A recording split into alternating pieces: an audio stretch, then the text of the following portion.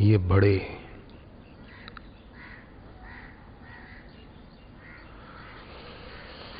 ऐसा शुभ भाव करते हुए सूर्य को अर्घ्य देने के बाद 1-2 मिनट शुभ संकल्प करने से हम साधकों को बहुत लाभ हो सकता है।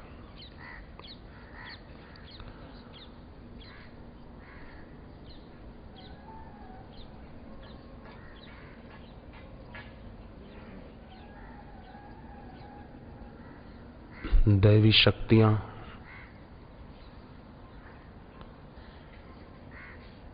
वो आप जैसे पवित्र साधकों पर अपना वर बरसाने को तत्पर रहती हैं।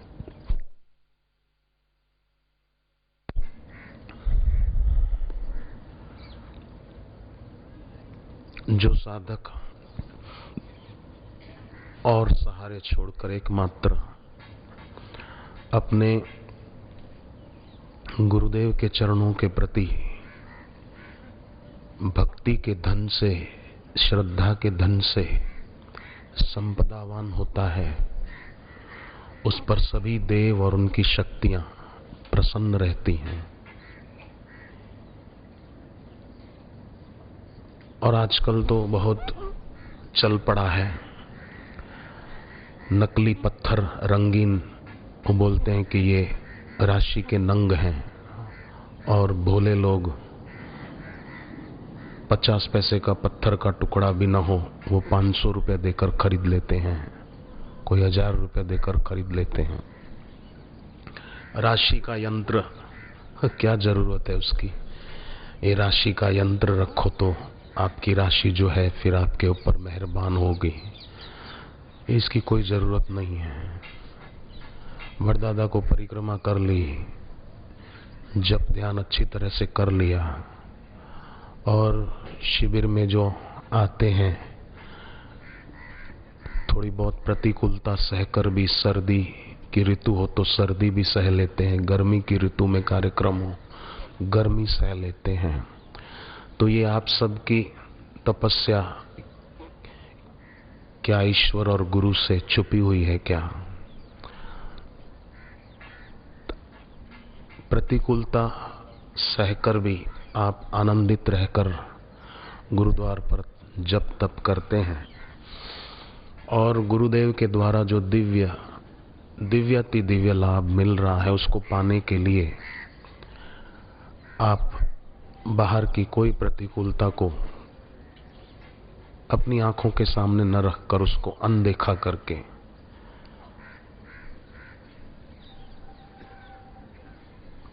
ऋषि परंपरा का निर्वहन करते हैं।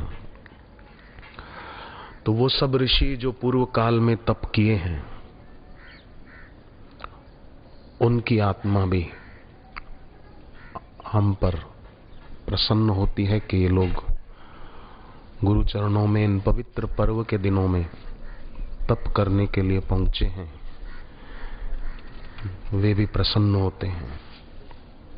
पूर्व के जो गुरु भक्त हुए हैं, महान संत ज्ञानेश्वर जी और मीरा देवी, शबरी जी, स्वामी विवेकानंद, ये जो गुरु भक्त हुए हैं सच्चे, वे भी हम पर प्रसन्न होते हैं कि उन्होंने जिसके द्वारा इतनी ऊंचाइयां पाई, हम लोग भी भले 100% नहीं, जो जितने चल रहा है, उनकी आत्मा प्रसन्न होती है कि ये लोग भी इस कल्याणकारी राह पर चल रहे हैं।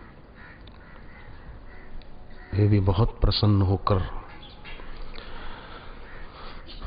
हमें इस गुरु भक्ति के मार्ग पर सफल होने का आशीर्वाद देते हैं, क्योंकि ये मार्ग कल्याणकारी मार्ग है, जिसको भगवत गीता में भगवान ने कल्याणकारी मार्ग कहा है। तो हम इन दिनों में गुरुदेव के चरणों में बैठकर जो सुने वो परीक्षक होकर नहीं, परीक्षित होकर सुने। जैसे परीक्षित सुखदेव जी के चरणों में सुनते थे। जो परीक्षक होकर सुनता है वो लाभ से वंचित रह जाता है, और जो परीक्षित होकर सुनता है उसका सुनना भी साधन बन जाता है, भक्ति बन जाता है, साधना बन जाता है।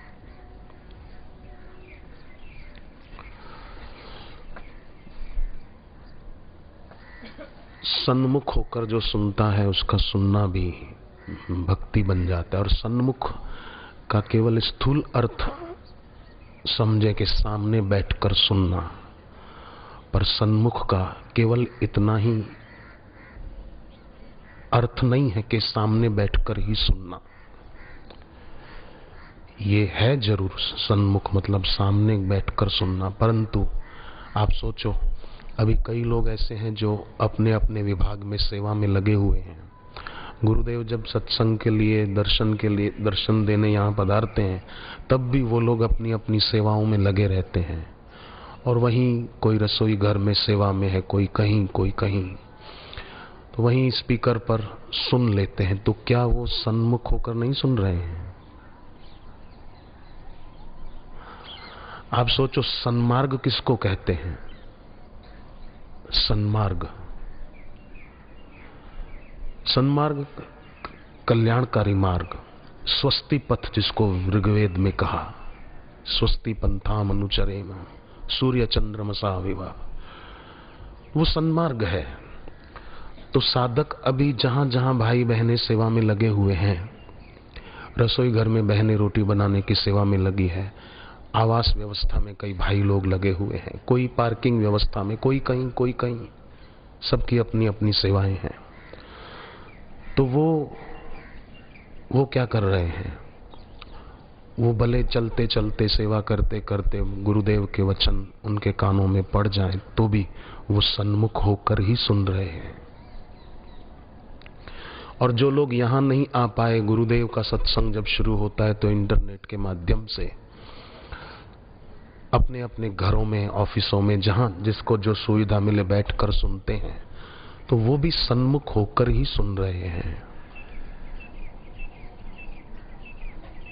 क्योंकि उनके दिल में गुरुदेव के प्रति खूब खूब भक्ति भाव है,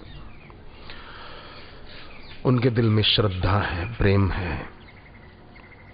श्रद्धा और प्रेम हो तो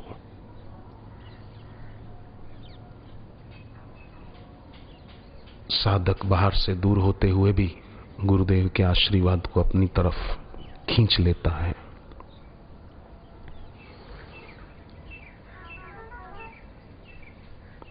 जैसे कई साधक अपने अपने अनुभव सुनाते हैं। एक साधक ने बताया कि इतना कष्ट आया था जीवन में उसके, पर गुरुदेव के ज्ञान ने उसको समता में रखा। जैसे सोना आग से गुजरने में डरता नहीं है, कचरा आग से गुजरने में जरूर डरता है क्योंकि वो जल जाता है। सोना आग से गुजरने में डरता नहीं है क्योंकि वो और निखर जाता है, कुंदन बन जाता है।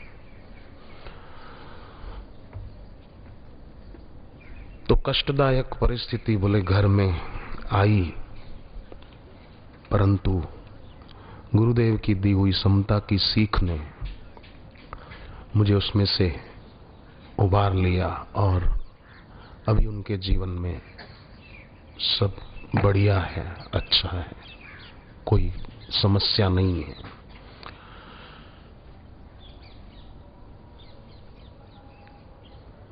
तो इस प्रकार अपनी इस भावना के माध्यम से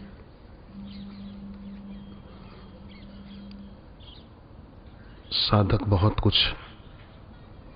लाभ उठाते हैं। बाकी भावना, श्रद्धा, भक्ति न हो तो वो बेचारे, दो आदमी थे, वो अलमारी बाहर निकाल रहे थे कमरे में से, तो दरवाजे पर आकर अटक गए थे। तो सोचने लगे कि एक बाहर होता तो ठीक रहता, खिड़की से नजर की तो दो व्यक्ति और जा रहे थे। उनको कहा, भाई साहब जरा मदद कर दो ना, अलमारी को उठाने में थोड़ी मदद करो। तो वो दरवाजे की तरफ, बाहर से जा रहे थे, दरवाजे की तरफ आ गए।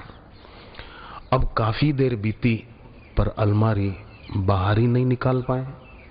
तो अंदर वाले जो थे उन्होंने आवाज दी कि भाई साहब क्या कर रहे हो, इतनी देर हो गई, अलमारी हम बाहर नहीं निकाल पा रहे। तब वो बोले, अच्छा तो आपको अलमारी बाहर निकालनी? बोले हाँ। बोले हमको लगा अंदर धकेलनी, तो हम अंदर धक्का मार रहे हैं। वो बाहर धक्का मार रहे थे, वो अंदर धक्का मार रहे थे। अरे बोले पहले बोलना था ना कि बाहर निकालनी है, हमको तो लगा अंदर सेट करनी है। तो इस प्रकार श्रम व्यर्थ चला जाता है, अंदर वालों का भी बाहर वालों का भी। एक किसान बैल की रस्सी गले में बंधी थी, खींच रहा था। तो किसान 2 कदम बैल को खींचता तो बैल 4 कदम खुद पीछे खींचता उसको, क्योंकि ताकत तो बैल की ज्यादा होगी ना, उस किसान की नहीं। फिर वो 2 कदम खींचता, बैल 4 कदम पीछे खींचता उसको। एक संत वहां से गुजर रहे थे। संत ने कहा, ठहरो, ऐसे काम नहीं होगा, ये तुमको खींचता जाएगा, तुम्हारे 2 इसके 4, मंजिल से तुम दूर होते जाओगे। तो क्या करूं महाराज?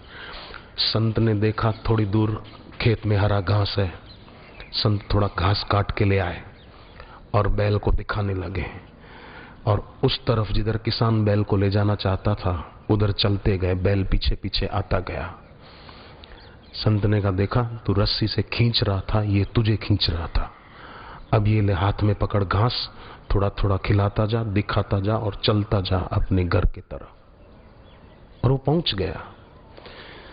तो इसी प्रकार मन में भी कई जटिलताएं होती है जिस कारण वो जप में, साधना में नहीं लगता। तो एक भीतर निश्चय हो जाए कि इसमें ही सार है, यही रस रूप है। पद पदुम परागा रस अनुरागा, मम मन मधुप करे पाना। जैसे अहिल्या जी ने प्रार्थना की, मेरा मन रूपी भंवरा आपके चरण कमल पर ही लगा रहे। तो उस प्रार्थना से कितना काम हो गया। देखो, अगर अपनी ओर देखें, लोग क्या आदत पड़ गई दूसरों के तरफ ही देखने की, दूसरा क्या कर रहा है, अच्छा ऐसा हो गया वैसा हो गया। पर अपनी ओर देखें तो जागरण का सवेरा दूर नहीं दिखेगा, परंतु अभी तक ये पता ही नहीं कि अपनी ओर कैसे देखें। क्योंकि जिसको लोग अपनी ओर देखना समझते हैं वो अहम की ओर देखना है, अपनी ओर नहीं। और अहंकार और अंधकार पर्याय है। अहम की परिभाषाएं अलग अलग हो सकती हैं।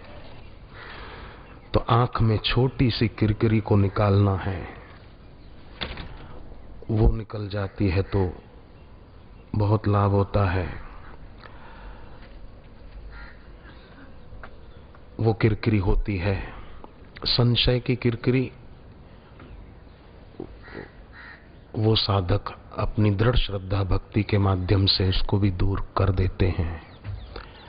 जैसे आंख में कोई रेती का कण, मिर्ची का कण आ जाता है तो पानी आदि से उसको निकाल देते हैं।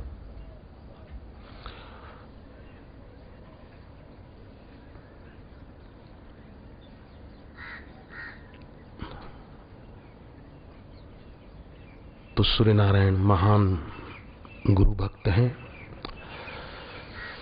मकर संक्रांति पर्व, उत्तरायण पर्व, गुरुदेव ने उसके बारे में हम सबको बता ही दिया, उसका लाभ उठाएंगे। अभी प्राणायाम करेंगे। धूप करने वाले सेवादारी धूप करें।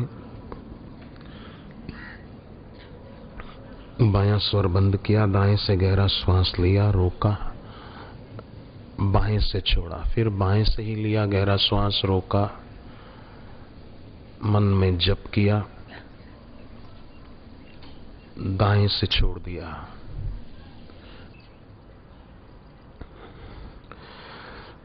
और उनसे कहा कि पितामह 13 प्रकार के दोष जो बड़े दुखदाई हैं, उनको जीतने का उपाय मैं आपके मुख से सुनना चाहता हूं। पितामह ने कहा, बोलो। युधिष्ठिर जी बोले कि क्रोध, इससे कैसे बचें? पितामह बोले कि क्रोधी व्यक्ति दूसरों के दोष देखता है, पर सोचे कि इसकी जगह पर अगर मैं होता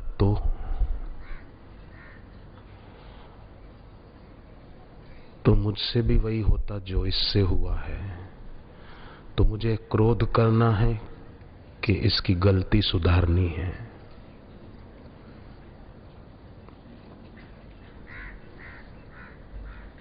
इस प्रकार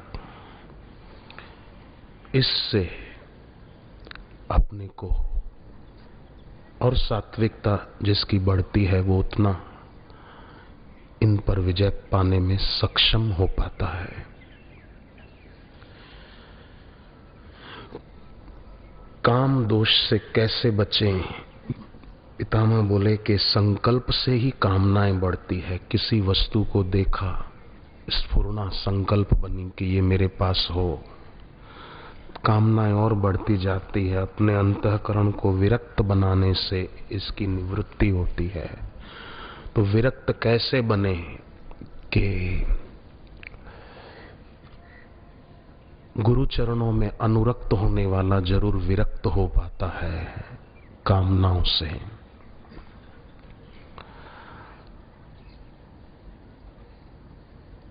जैसे किसी संत के लिए बोलते हैं कि ये बड़े विरक्त साधु हैं, ये बड़े विरक्त महात्मा हैं, मतलब उनमें राग का रक्त नहीं है।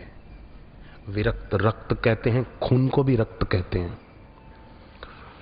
तो विरक्त मतलब रक्त नहीं, खून नहीं, राग नहीं। जैसे सीता जी के पैर के अंगूठे में इंद्र के पुत्र जयंत ने कौवा बनकर काट खाया, सीता जी के चरणों से खून निकला, राम जी ने तुरंत पट्टी बांध दी, बूटी आदि जो उस समय होगी लगा दी और खून बंद कर दिया। किसी के खून निकल रहा हो तो अपन थोड़ी, कोई भी होगा तो उसको मदद करेंगे, अरे रे आपको खून निकला, ये पट्टी लगाओ, ये लगाओ। पर जब हनुमान जी ने लंकिनी के सिर पर मुक्का जोर से दे मारा तो उसके मुंह से भी जोरों का खून निकला। तो हनुमान जी ने नहीं कहा कि अरे बेचारे को खून निकल गया, बंद करो। हनुमान जी ने सोचा भले निकले। संकेत दिया है। लंकिनी रावण की दासी थी कि गलत जगह राग रूपी रक्त हो तो वो तो निकल ही जाए, पर भक्ति में हो तो वो नहीं निकलना चाहिए। सीता जी के पैर का खून तुरंत राम जी ने बंद कर दिया। लंकिनी के मुख से खून निकला, हनुमान जी ने बंद करने की कोशिश नहीं की। इस संकेत है कि, और खून निकलने के बाद जब वो थोड़ा रक्त निकल गया तो वो बाद में कहती है, प्रविसी नगर कीजे सब काजा, हृदय राखी कौशलपुर राजा। राम जी को दिल में रखकर आप सब काम करो जिसके लिए आए हो। तो विरक्त होने से ये कामनाएं नष्ट हो जाती है। जो गुरु चरणों में अनुरक्त होता है वो और जगह से विरक्त हो पाता है। अच्छा पितामह, तीसरा दोष है परासुत्व दोष।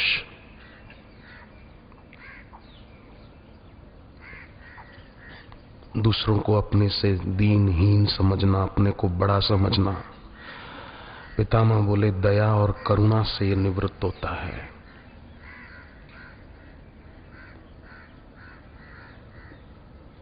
क्रूरता से बढ़ता है। मोह कैसे मिटे? चौथा दोष।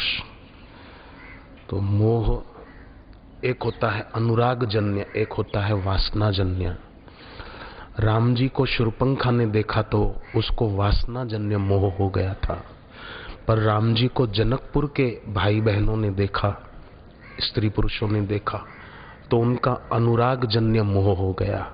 उनको लगा कि कैसे भी इनसे हमारा संबंध जुड़ जाए। शिष्य का अपने सद्गुरु में मोह होता है, गुरु के दर्शन बिना नहीं रहा जाता।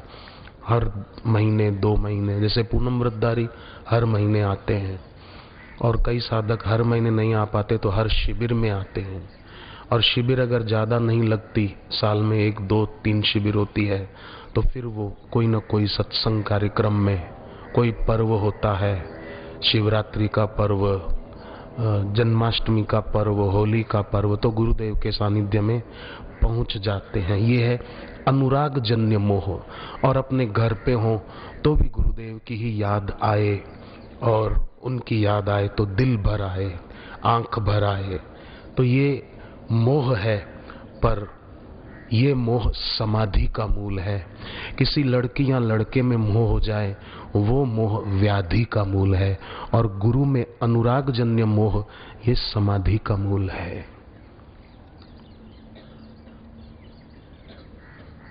गलत वासना जन्य मोह डुबाने वाला है, मारने वाला है। अनुराग जन्य मोह तारने वाला है। त्रिजटा भी राक्षसों के कुल में जन्मी थी, पर राम जी में उसका अनुराग जन्य मोह था। इसलिए वो जामा जानकी जी की सेवा करती थी लंका में, और राक्षसियों को भी समझाती थी कि इनको तंग मत करो। तो अनुराग जन्य मोह है, तारने वाला। अच्छा पितामह, विदित्सा दोष कैसे मिटे? विदित्सा दोष माना शास्त्र विरुद्ध कर्म, निषिद्ध कर्म जिसे कहें, ये विदित्सा दोष है। पितामह बोले कि ये संयम सदाचार से निवृत्त होता है, कि इसी से मुझे लाभ होगा, बाकी विदित्सा दोष से मुझे नुकसान ही होगा। तो उसके जीवन में ब्रह्मचर्य विधि मूलक हो जाता है, निषेध मूलक नहीं, जबरदस्ती थोपा गया नहीं, स्वाभाविक। पितामह, शोक, प्रतिकूलता आने पर, बीमारी आने पर, पैसों की तंगी आने पर, ये सब शब्द युधिष्ठिर नहीं बोले, मैं इसमें जोड़ रहा हूं कि शोक भी दोष है। कई लोग पैसों की तंगी होती है तो भी शोकातुर होते हैं, कई बेटे बेटी की कोई समस्या से भी शोकातुर हो जाते हैं। तो ये शोक रूपी दोष से कैसे बचें? पितामह बोले कि विवेक जगे तो शोक नहीं होगा। जैसे वो एक महिला का बेटा मर गया, वो महात्मा बुद्ध के पास पहुंची और कहा, आप तो महापुरुष हैं, समर्थ हैं, मेरे बेटे को जीवित कर दीजिए। बुद्ध ने कहा कि ठीक है, किसी ऐसे घर से सरसों के दाने ले आओ जिसके घर में कभी कोई मरा न हो। वो खुश हो गई कि मैं अभी गई अभी आई। गई, किसी के घर कहा सरसों के दाने दो, उसने दिए। पर कहा, ठहरो बहन, आपके घर में कभी कोई मरा तो नहीं है? बोले, हाँ, दादा मर गए, दादी भी मर गई। ऐसा तो कोई घर हो ही नहीं सकता जिसके घर में किसी की मृत्यु न हुई हो, जिसके परिवार में कोई मरा ना हो, ये तो हो ही नहीं सकता। कई घरों में भटकी, आखिर बुद्ध के पास आई और उसको समाधान हो गया कि संसार है, इसमें लगा रहता है, विवेक जगे तो शोक नष्ट हो।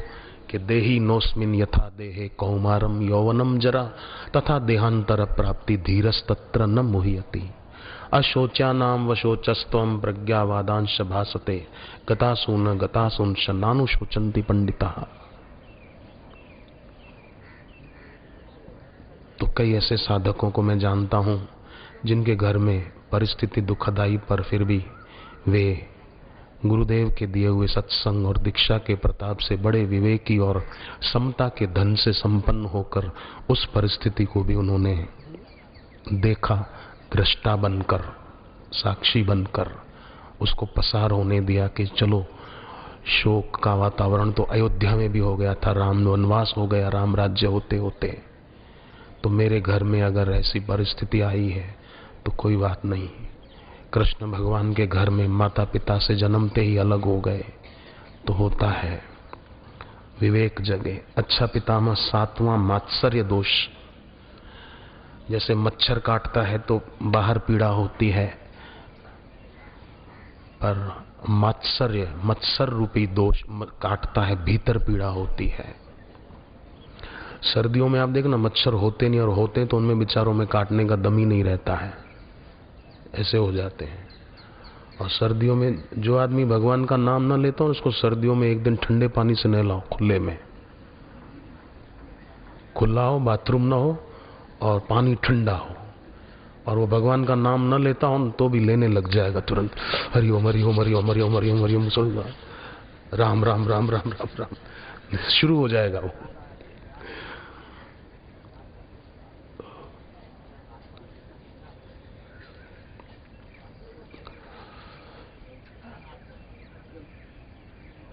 फिर भी सर्दी बहुत लगे तो बायां स्वर बंद करके दाहिने स्वर से गहरा श्वास लेना चाहिए, और रोक कर छोड़ते समय दायां बंद रखकर बाएं से छोड़ना चाहिए। फिर बायां बंद करके दाएं से ही लेना चाहिए, रोकना चाहिए, छोड़ते समय दायां बंद रखकर बाएं से ही छोड़े। नाक का दायां स्वर सूर्य स्वर कहलाता है, बायां चंद्र स्वर कहलाता है। सूर्य गर्म, चंद्र ठंडा, तो उससे भी सर्दी से राहत हो जाती है। वैसे ठंडा मौसम ब्रह्मचर्य आदि की रक्षा के लिए, स्वास्थ्य के लिए अच्छा भी है। हर ऋतु अपनी अपनी जगह ठीक है। तो मात्सर्य दोष कैसे मिटे जो भीतर पीड़ा देता है? पितामह बोले कि अपने अहम को सर्वोपरि रखने वाला मात्सर्य दोष से पीड़ित होता है कि ये मेरे से आगे कैसे निकल गया, इसका भी कुछ हो जाए, ये गुरु और इष्ट की नजरों से गिर जाए और मैं आगे आ जाऊं। ये सेवा से और सत्संग से दूर होता है। और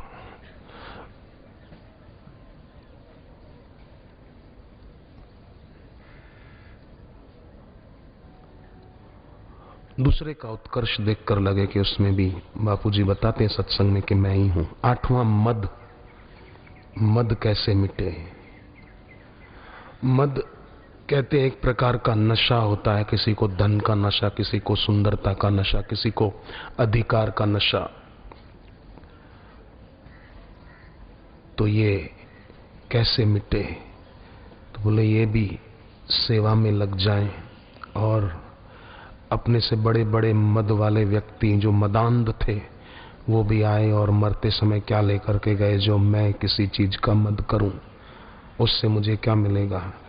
मैं गुरु पद में प्रीति बढ़ाऊं और प्रार्थना करूं मेरी गुरु पद में प्रीति और बढ़े और बढ़े और बढ़े। ईर्ष्या भी दोष है, कैसे मिटे? बोले अपनी कामना की अपूर्ति से कई बार ऐसा होता है, दूसरों की कामना पूर्ति या दूसरों को सुख सुविधा संपन्न देखकर कई बार ऐसा होता है, तो विवेकशील बुद्धि का सहारा लेने से ये दोष मिटता है। जैसे हनुमान जी ने सिंहिका को मार दिया, लंकनी को मारा नहीं था, रास्ता तो सुरसा ने भी रोका था हनुमान जी का, पर उसको मारा नहीं। और सिंहिका ने रास्ता रोका तो उसको मार डाला, लंकिनी ने रास्ता रोका, उसको नहीं मारा। सिंहिका ईर्ष्या की प्रतीक है। हनुमान जी ने प्रेरणा दी है कि इसको मारना होगा, माने नष्ट करना होगा, दूर करना होगा। निंदा करना ये भी दोष है। पितामह बोले शांति और मौन का अभ्यास करने से निंदा के दोष को जीता जा सकता है। जैसे कोई मौन रखेगा तो बोलेगा ही नहीं, निंदा उसके द्वारा होगी नहीं। मौन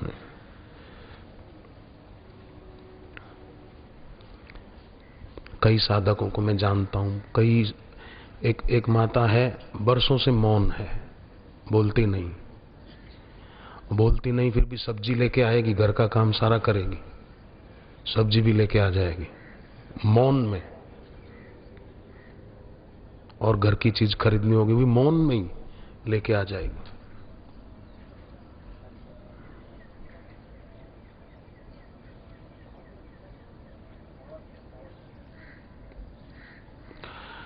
तो जो होते हैं वो तो विवेकी साधक होते ही हैं। दोष दृष्टि, पितामह ये भी एक दोष है 11वां। ये कैसे मिटे? पितामह बोले कि जागृति के भाव से दोष दृष्टि दूर होती है। कई बार अपने दोष के कारण दूसरे पर रोष आता है। दोष अपना और रोष दूसरे पर। तो ये दोष दृष्टि, जो दूसरों के दोष देखने में लग जाता है, वो अपने दोष के प्रति अंधा हो जाता है। तो कैसे दूर हो के जागृति के भाव से, इससे दुख भी दूर हो जाते हैं। जैसे हवा चलती है बारिश के दिनों में, बादल खूब हो आकाश में, खूब हवा चलती है तो क्या होता है, बादल बिखर जाते हैं ना। तेज हवा चले तो कितने भी बादल हो, हवा उनको उड़ा कर ले जाती है। तो जैसे हवा चलने पर बादल बिखर जाते और बरसात बाधित हो जाती है, उसी प्रकार ज्ञान से दुख वर्षण का बाधन हो जाता है। हवा चली तो बादल गए, बरसात गई। सही ज्ञान वर्षण गुरु का, इससे लाभ होता है। तो पितामह, कृपणता भी दोष है, कंजूसी। न धन अच्छे काम में लगा पाए, न समय अच्छे काम में लगा पाए, ये कृपणता भी दोष है। ये कैसे मिटे? एक सेठ था, उसने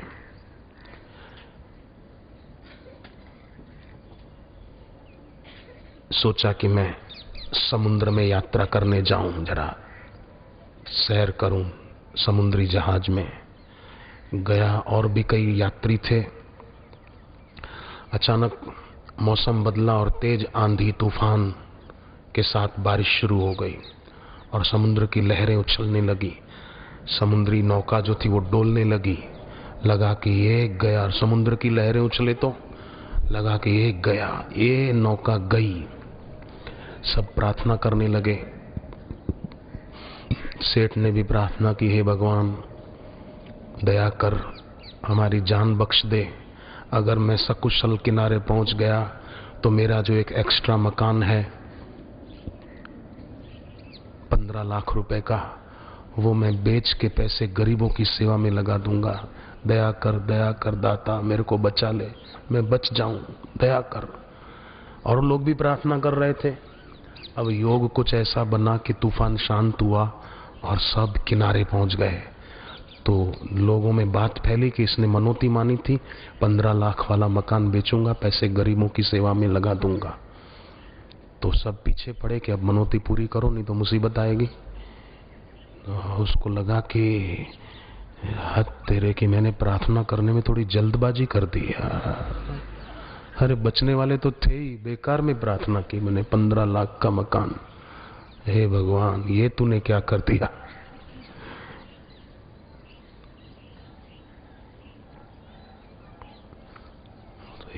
ये भी चालाक था।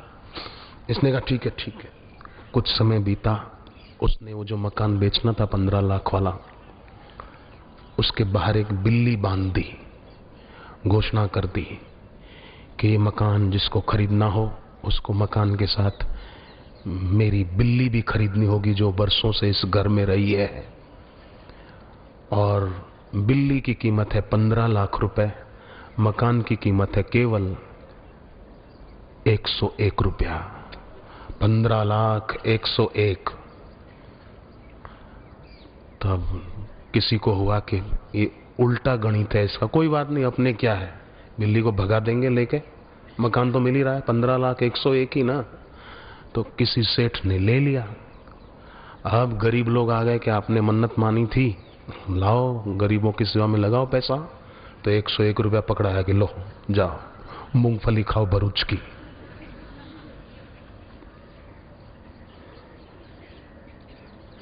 बोले तुमने मकान बेचकर पैसा सेवा में लगाने का बोला था? बोले हाँ बिल्कुल, बिल्ली बेचकर सेवा में लगाने का नहीं बोला था पैसा, मकान बेचकर बोला था। बिल्ली की कीमत 15 लाख है, मकान की कीमत 101 रुपया है। तो ये कृपणता है।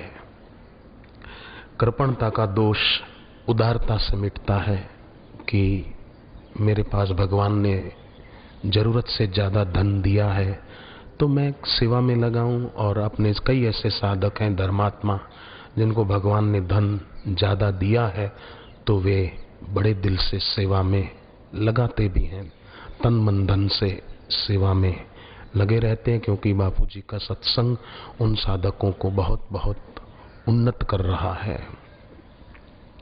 अच्छा पितामह, 13वां दोष अब है लोभ। ये भी दान से, उदारता से, परोपकार के कार्य करते रहने से मिट सकता है। काम क्रोध मद लोभ सब नाथ नरक के पंथ, सब परिहरि रघुवीरहि भजहु भजेहि जेहि संत।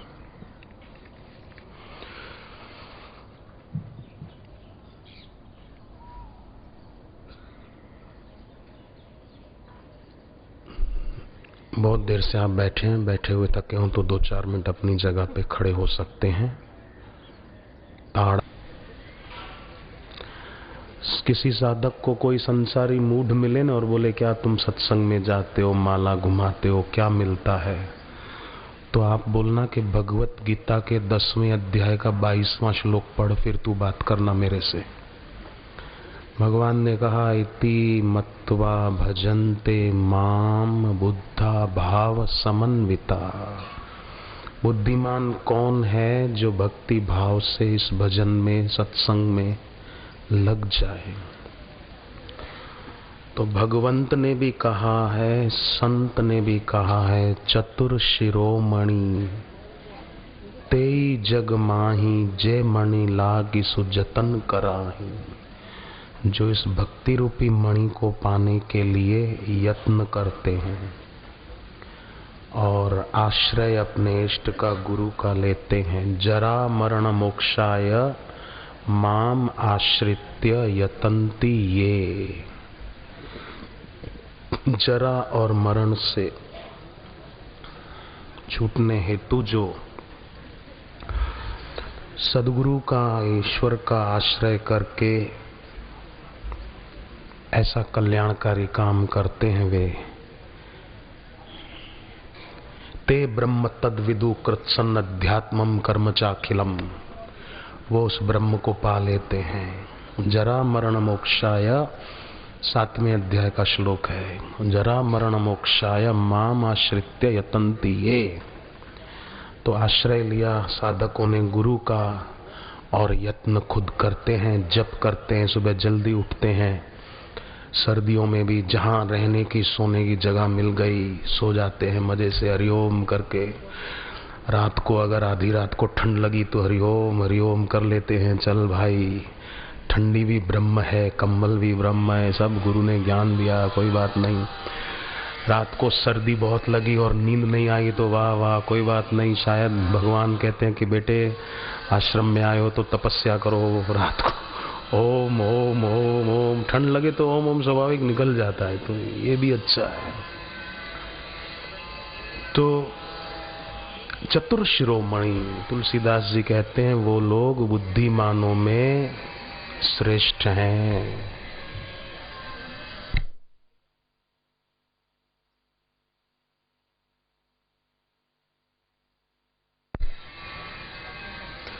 माया भक्ति सुनहु तुम दो। माया और भक्ति ये क्या है? नारी वर्ग जान सबको, ये दोनों स्त्रीवाचक हैं। कई बहनों का नाम माया होता है ना, कोई बहन का नाम भक्ति भी है, मैंने सुना है। एक बहन का नाम मैंने देखा भक्ति नाम लड़की का। तो माया भक्ति सुनहु तुम दो, नारी वर्ग जाने सबको। माया और भक्ति स्त्रीवाचक है, नारी वर्ग जान सबको।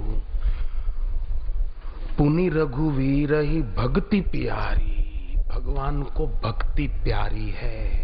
पुनि रघुवीर ही भक्ति प्यारी, और माया खलु नर्तकी बिचारी।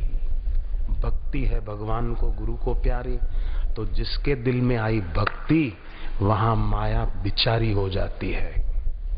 जीरो पर जैसे कोई क्रिकेटर आउट हो जाए तो कार्टून दिखाते टीवी पर, ऐसे एक माया जीरो पर आउट। और जिसके दिल में भक्ति, पुनि रघुवीर ही भक्ति प्यारी है उनको।